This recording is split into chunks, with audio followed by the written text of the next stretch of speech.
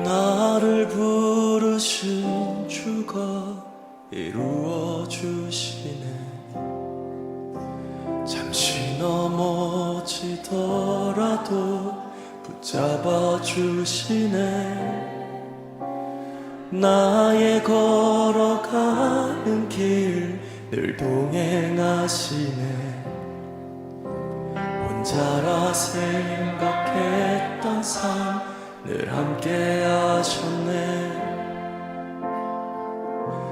나 찬양해 언제나 어디서나 부르신 그 뜻대로 나를 지으신 주의 뜻대로 나 찬양해 영원토록 노래하네.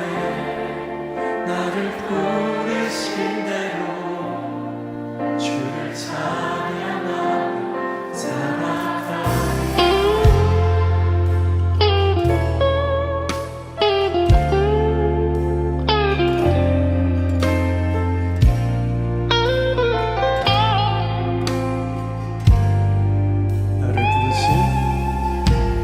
나를 부르신 주가 이루어 주시네.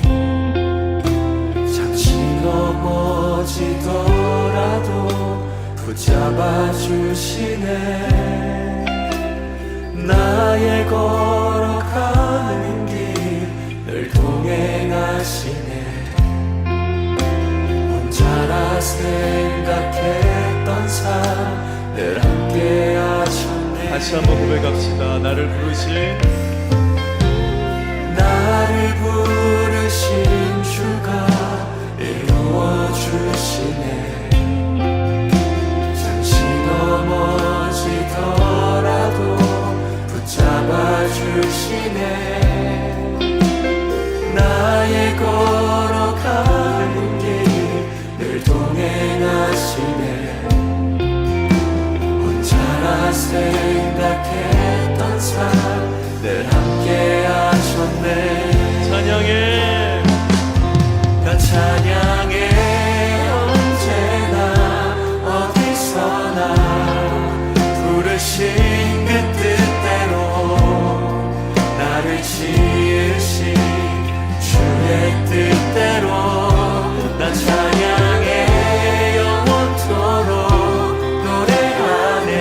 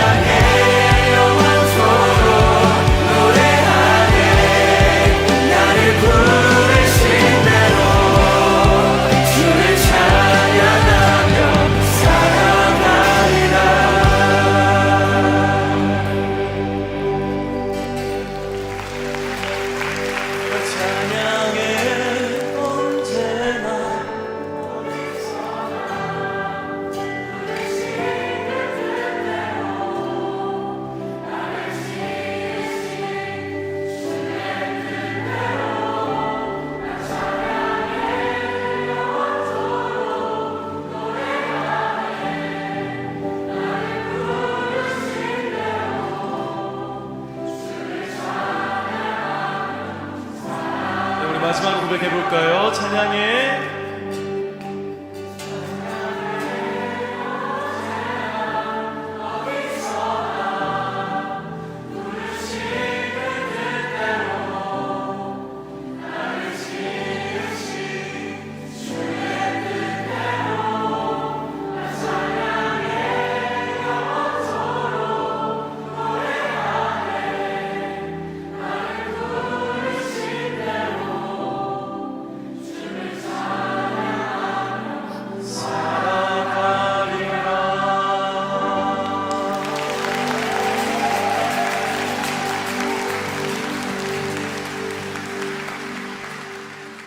오늘 우리에게 주시는 하나님의 말씀은 누가복음 19장 1절에서 10절 말씀입니다.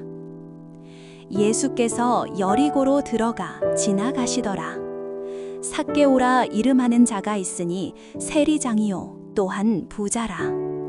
그가 예수께서 어떠한 사람인가 하여 보고자 하되 키가 작고 사람이 많아 할 수 없어 앞으로 달려가서 보기 위하여 돌무화과 나무에 올라가니 이는 예수께서 그리로 지나가시게 되밀어라.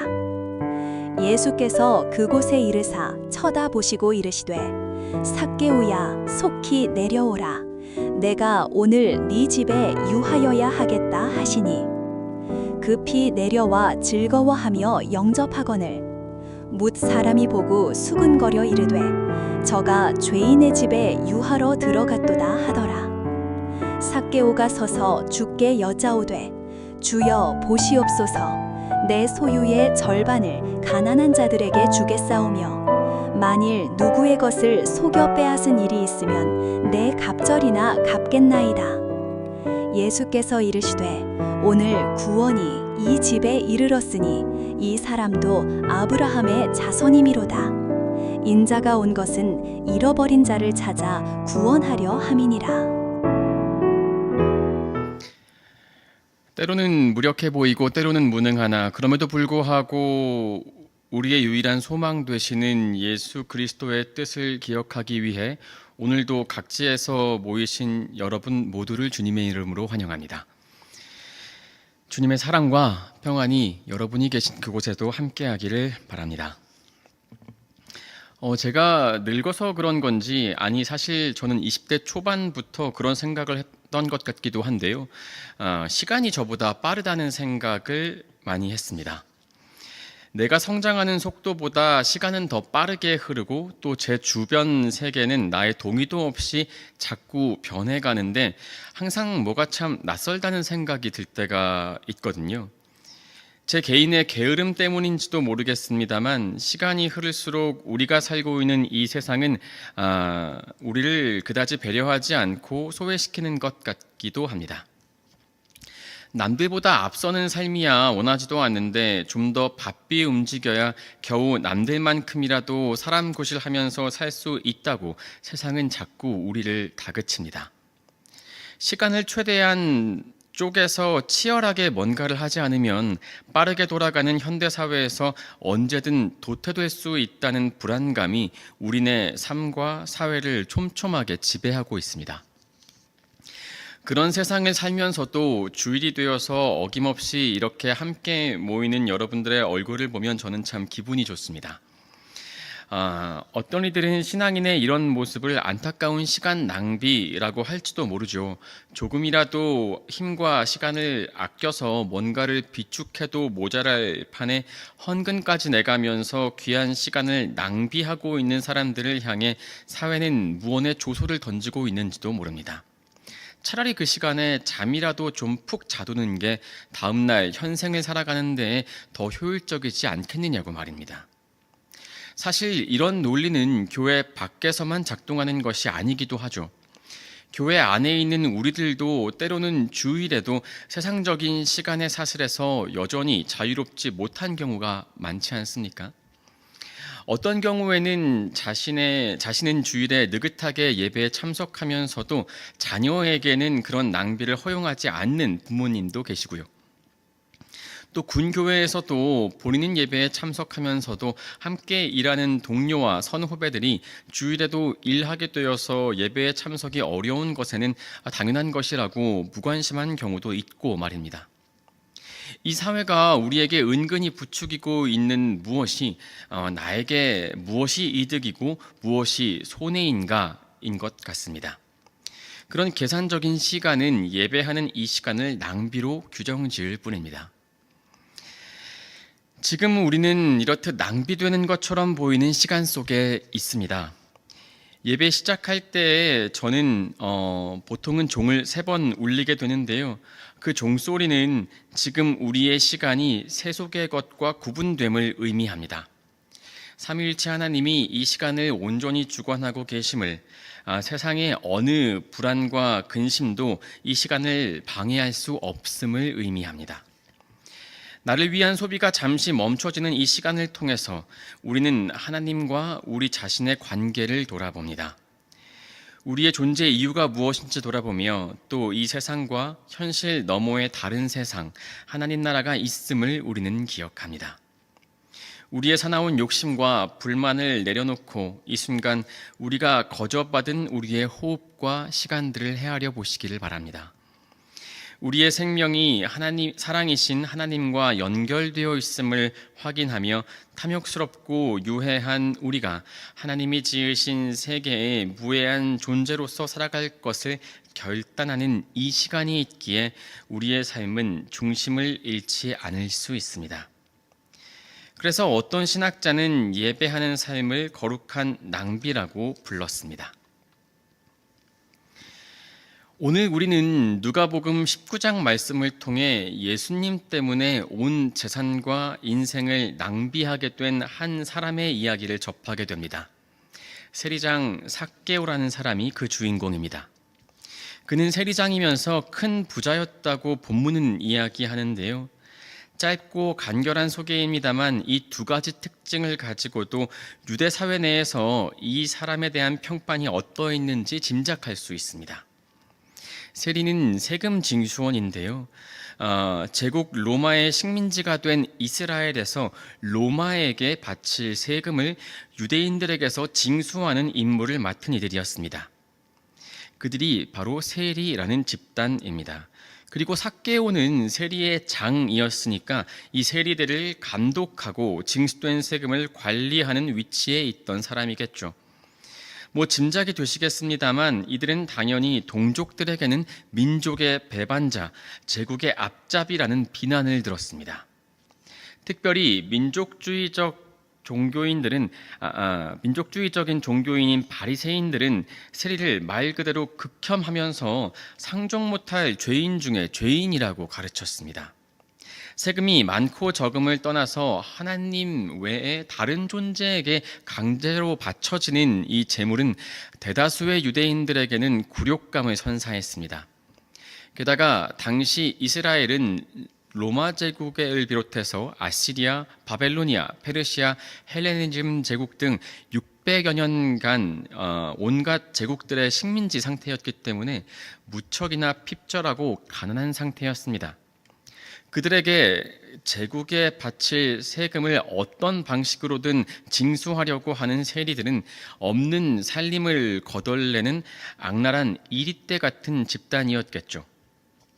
원래 이 임무는 당연히 로마의 관리들이 해야 하는 일이었으나 로마의 관료들은 유대인들의 저항이 클게 뻔한 이 일을 직접 수행하지 않고 동족 유대인들 중에 취약한 이들을 고용해서 하청을 주는 방식으로 이 일들을 수행했습니다. 그래서 세리가 되는 이들은 유대 사회에서도 삶이 취약한 이들이 대부분이었죠. 로마에게 직접 분통을 터뜨릴 수 없는 유대 백성들의 원망은 당장 눈앞에서 내 재산을 징발하고 없을 때는 몰수하기도 하는 로마 제국의 대린자인 세리들에게 집중되었습니다.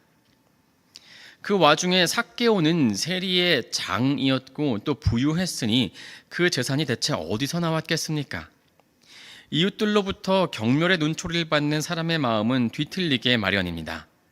결국 자신들이야말로 유대 사회의 피해자라고 생각한 세리들은 사람들의 비판과 비난에는 아랑곳하지 않고 가진 방법을 동원하여 악랄하게 불을 축적했습니다. 그리고 세리들의 악행에 더더욱 가난해진 유대인들은 그런 세리들을 더더욱 미워했습니다.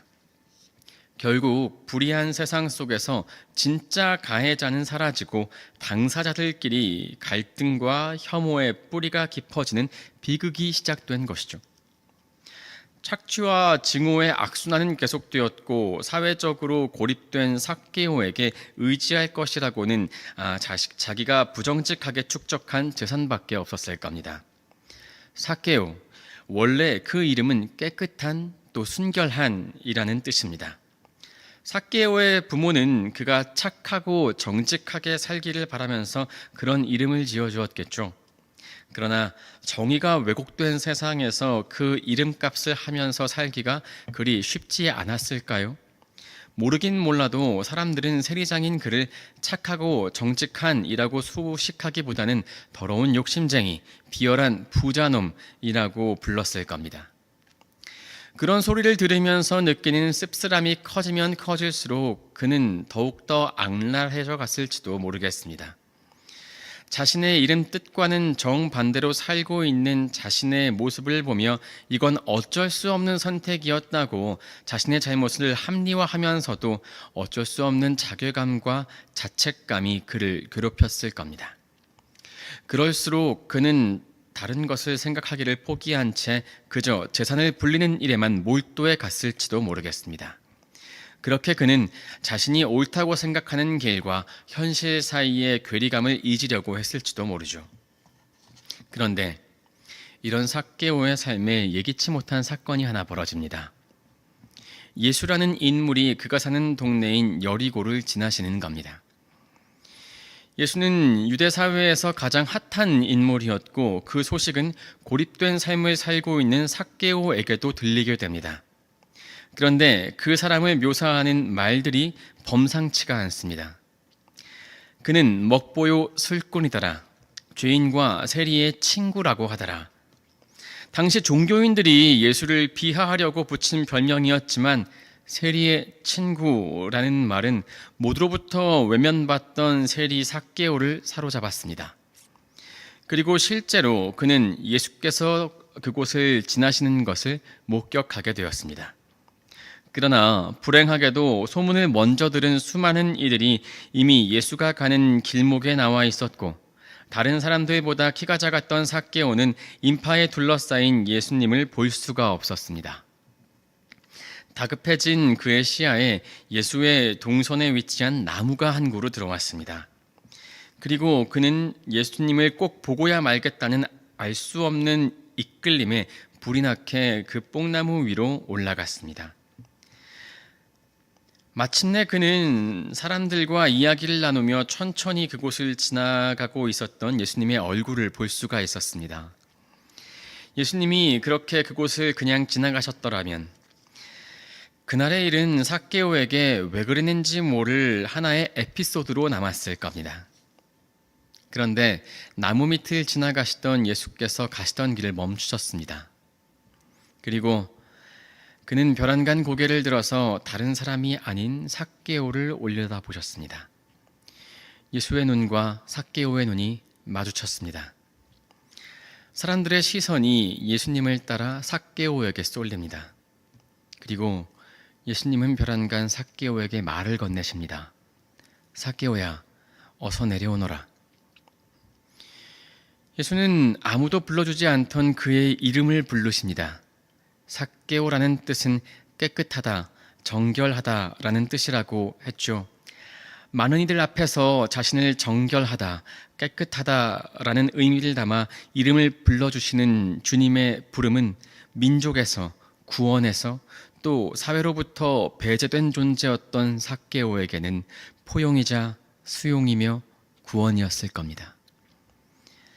6절에 따르면 삭개오는 얼른 내려와서 기뻐하면서 예수를 모셨습니다. 사람들은 그런 행동을 하는 예수를 아니 꼽게 보았습니다. 그러나 그날 예수와의 만남은 배제된 존재였던 삭개오의 삶을 근본적으로 바꾸어 놓았던 것 같습니다. 내 소유의 절반을 가난한 사람들에게 주겠습니다. 강탈한 것이 있으면 4배로 갚아주겠습니다. 라는 선언은 원어에서는 미래의 다짐이 아니라 현재형으로 기록되어 있습니다. 그는 말과 동시에 말의 내용을 실행한 겁니다. 그리고 이 사건은 삭개오에게만 기쁨이 아니었어요. 예수님은 그때까지 멀쩡한 유대인들과 거룩한 종교인들을 수도 없이 만나셨습니다. 그러나 그들은 거의 대부분 예수에게 실망을 안겨주었습니다. 그 대표적인 예가 바로 앞장인 누가복음 18장에 나오는 부자 청년입니다. 그는 겸손할 뿐만 아니라 율법 계명에 정통한 사람으로서 유대 민족 구성원으로서는 나무랄 데가 없는 사람이자 건실한 신앙인이었습니다. 그러나 네가 가진 것을 가난한 사람들에게 나누어 주고 이리 와서 나를 따르라는 예수님의 말에 그는 근심하면서 예수의 곁을 떠나갔습니다. 예수께서는 이를 보시고 부자가 하나님 나라에 들어가는 것보다 낙타가 바늘귀로 들어가는 것이 더 쉽다라고 한탄하셨죠. 그런데 삭개오는 예수님께서 뭐라고 요구하시기도 전에 예수님이 원하시는 삶을 결단하고 나섰습니다. 예수님이 인간에게 원하시는 삶은 무엇일까요? 우리가 어떻게 사는 것이 그분이 원하시는 삶이겠습니까? 오늘 본문에 의하면 적어도 그저 신실한 신앙인으로서 경건성을 최우선으로 두며 가진 돈과 지위를 고스란히 간직한 채 무사히 살아가는 삶은 아닌 것 같습니다. 그건 예수님의 관심사가 아닐지도 모릅니다. 그가 원하시는 것이란 하나님의 요청 앞에, 이웃의 고통 앞에 성실하게 응답하는 결단과 철저한 삶의 변화입니다. 그것이야말로 예수님께서 우리에게 요청하시는 것임을 삭개오는 우리에게 가르쳐주고 있습니다. 사람들의 손가락질을 받던 삭개오는 삶의 근본적인 변화를 경험함으로써 답답했던 예수님의 마음에 기쁨을 안겨주었습니다. 이를 독일의 한 신학자는 이렇게 표현했습니다.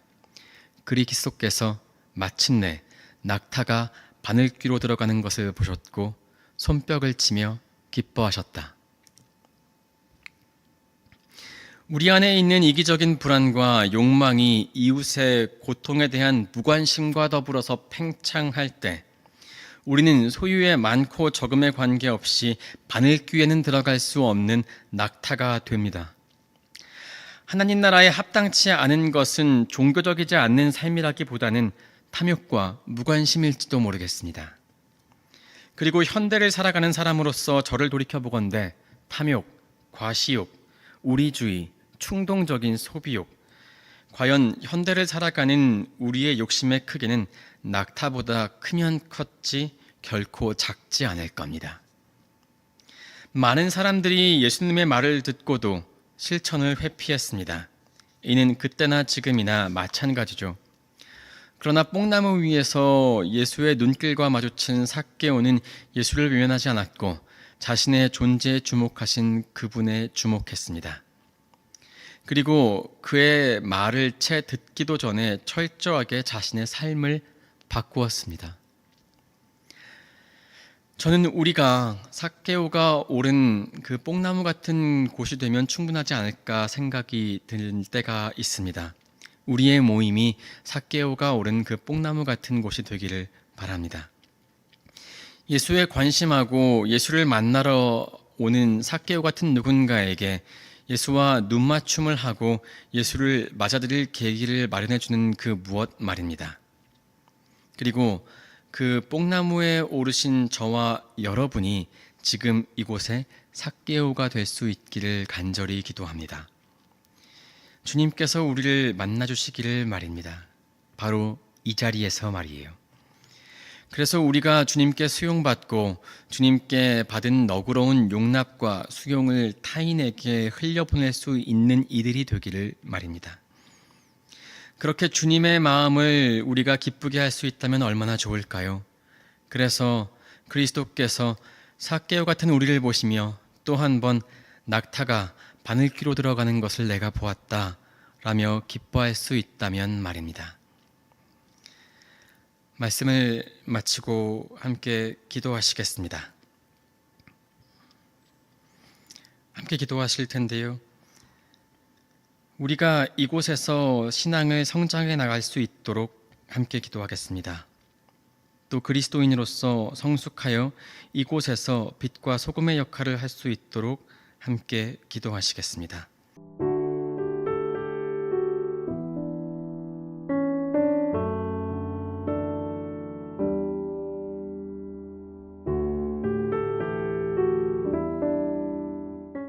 참 좋으신 주님, 주님께서는 여전히 우리를 부르고 계십니다. 삭개오가 당신을 만나 삶이 변화된 삭개오 때문에 당신께서 기뻐하셨던 것처럼 우리도 당신을 기뻐하게 하는 이들이 될 수 있도록 해주십시오.